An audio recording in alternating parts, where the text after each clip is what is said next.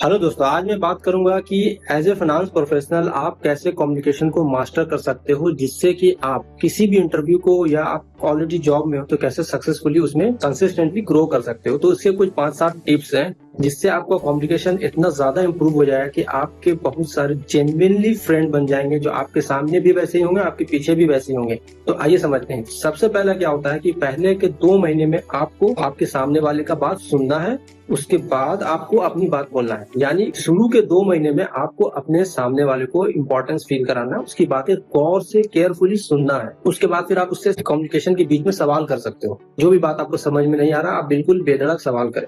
उसके बाद आपका नंबर आता है कि आप फोकस के साथ सुने। फिर अगर आप मीटिंग में बैठे हो और आपके सामने जैसे कोई बंदा है उससे बात कर रहा, तो आप उससे आई कांटेक्ट करो। उसके बाद अगर कोई लेफ्ट में या इधर कहीं भी कोई बंदा है तो अपना मुंह नहीं ऐसे सीधे हिलाना है, आपको खुद भी ऐसे घूमना है उसकी तरफ, फिर आपको उससे बात करना है। उसको अगर आप इंपॉर्टेंस फील कराओगे तो उसको ये महसूस होगा कि आप जेन्युइनली एक अच्छे इंसान हो। और अच्छा इंसान आज के डेट में बहुत ही रेयर है और जेन्युइन इंसान भी बहुत ही रेयर है। तो जेन्युइनली अगर आप 2 महीने तक लोगों को इंपॉर्टेंस फील कराओगे और उसकी बातें सुनोगे, उसके अगले 2 साल तक आपको कोशिश ये करना है कि लोग आप में जेन्युइनली इंटरेस्ट हों, क्योंकि लोग फिर आप में जेन्युइनली इंटरेस्टेड होंगे क्योंकि आप लोगों की बात अच्छे से सुनते हो। तो सबसे पहला क्या है, फोकस करना, लोगों को इंपॉर्टेंस फील कराना, उनसे सवाल करना और फोकस के साथ उनकी बातें सुनना। ये सब के बाद सबसे इंपॉर्टेंट ये है कि आपको बॉडी पोस्चर स्ट्रेट होना चाहिए, या फिर आप ऐसे करके बात कर रहे हो या ऐसे करके सुन रहे हो या ऐसे करके सुन रहे हो, ऐसा नहीं करना है। आपको स्ट्रेट रह करके सामने से उसकी बातें सुननी है। ये भी एक बहुत इंपॉर्टेंट टिप होता है कम्युनिकेशन के लिए। और सबसे बड़ा मिथ ये है कि मास्टर कम्युनिकेशन का मतलब ये नहीं है कि आपकी इंग्लिश बहुत अच्छी हो, आपकी हिंदी बहुत अच्छी हो। नो, आपकी बात सुनने की ताकत बहुत अच्छी होनी चाहिए। खुद मैं भी अपने मीटिंग में अपने जूनियर की बात सुनने से पहले अपनी बात बोलना ज्यादा इंपॉर्टेंट समझता हूँ कि भाई मेरे को टाइम बहुत कम है, मैं अपनी बात फटाफट बोलूं, उसके बाद उनका सवाल ले लूं।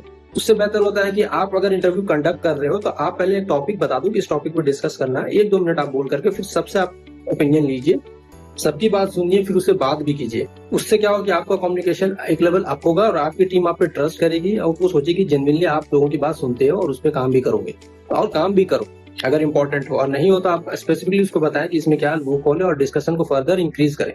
तो हो सकता है कि उसके पास कुछ ऐसा बात हो जो वो आपको अभी नहीं समझ में आ रहा। मे बी आपका जूनियर हो लेकिन आपसे एक्सपीरियंस में ज्यादा हो, कुछ ऐसी बात उसको पता हो जो आपको नहीं पता हो, या इस कंपनी में क्या चल रहा है वो उसको आपको ज्यादा पता हो।